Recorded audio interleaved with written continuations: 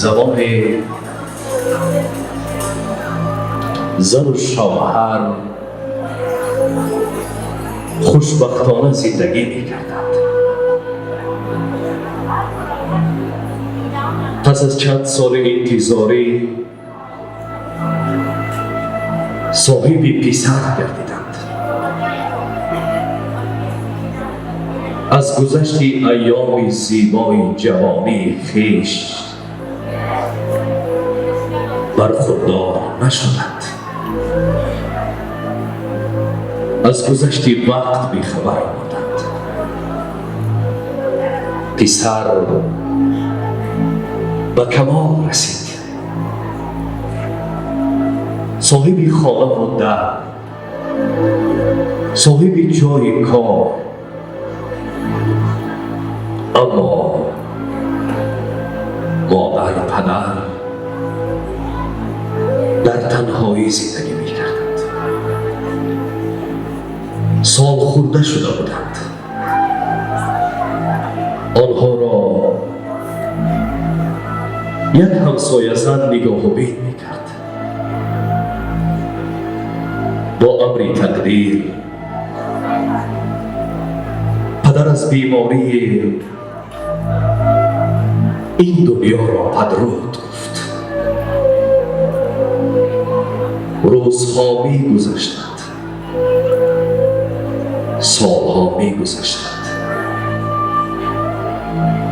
روزی مادر جگرخون به همسایه زنی که او را پرستاری می کرد میگوید فرزندم را نهایت یاد کردم،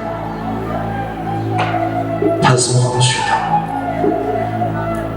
میخواهم سیمایش را ببینم.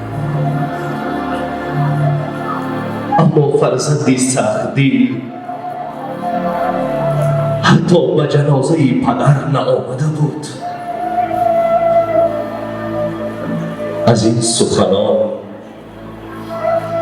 دل همسایه زن ریش می شود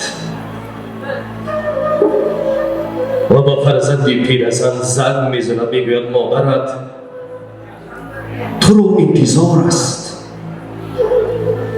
مادرت تو رو پزمان است. چی می شد؟ یک لحظه وقت جدا کنی و به دیدار مادری بیچاره‌ات بیایی. ولی پسر میدونی در جواب چی میگوید؟ میگن اکنون شما نمیرسیدید که برایم نصیحت کنید. کارم زیاد است. فرصت که یافتم می آیم. پس از هفته پسر به نیت دیدار بینی به خانه پدر مادر می آید. اما